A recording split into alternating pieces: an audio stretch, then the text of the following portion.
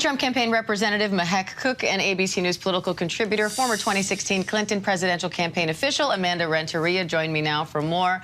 Thank you both for coming on. Mehek, our new poll shows nearly half the country say they think former President Trump is a fascist. And now he's promising to fire the special counsel prosecuting him if he returns to the White House. What do you make of that? Look, I think a lot of this discussion about fascism is truly coming from the left. You've seen Kamala Harris now go on CNN and talk about this. And I truly believe that. For a second, this comes from his former chief of staff, John Kelly. This isn't just a Democratic talking point.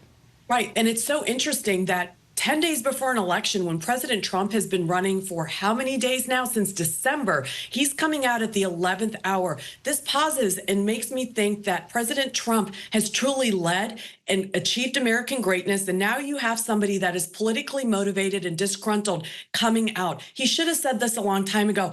And if you don't want to know where people stand, if you don't know who to believe, step back and just ask, where was President Trump's record? Is it fascism to shut down a border and protect Americans? Is it fascism to push for drilling and fracking to ensure that we have abundance of oil and we're not depending on countries like Saudi Arabia? Is it fascism to depend on Israel, who is our strongest ally, and to make sure that there's peace in the Middle East? He achieved the Abraham Accords. Is it fascism to have the lowest unemployment rate? At some point, we have to stop saying fascism and talk about how he made America great. And anybody who disagrees, show me the policy that didn't work and I have a discussion for you. But when you do these widespread labels of fascism, it's truly laughable. It's the same thing people said about President Reagan. At the 11th hour, Kamala Harris is talking about fascism instead of herself and her own policies. And this is truly why independents and many of her Democrat base are leaving her and going towards President Trump, because she doesn't have policies that she can back.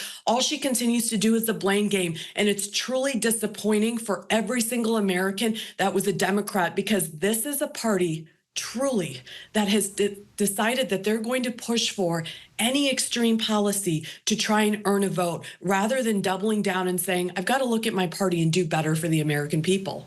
Amanda, Republicans have been critical of Harris's immigration and border record and her plan for that. Now Harris says border security is her highest priority. But in the CNN town hall, she struggled on that issue, especially when talking about the border wall. So how does she plan on securing the border?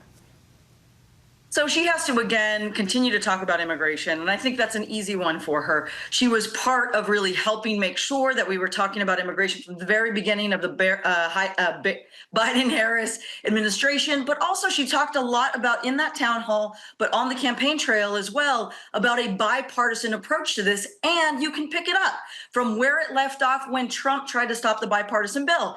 But here's the thing. Right now, you are 11 days out. It is incredibly critical for her to be everywhere, all the places, making sure that there's a ton of energy out there. So seeing her take questions at the town hall was really important. Seeing her with Bruce Springsteen and Beyonce to make sure that we're bringing an entire country together is really important. And there's a very big difference here between the enemies list that you are seeing from Trump.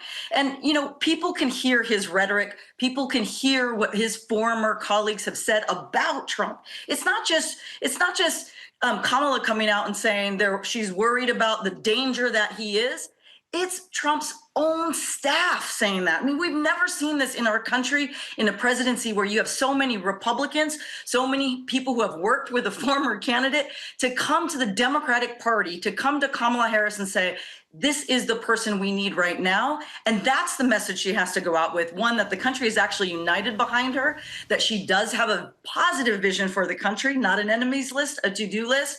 And right now in the last 10 days, it's all about making sure that you are bringing that energy and that unity together. And that's what you're going to see in Texas today. All right. That's all we have time for today. Trump campaign representative Mehek Cooke, former 2016 Clinton presidential campaign official Amanda Renteria. Thank you both.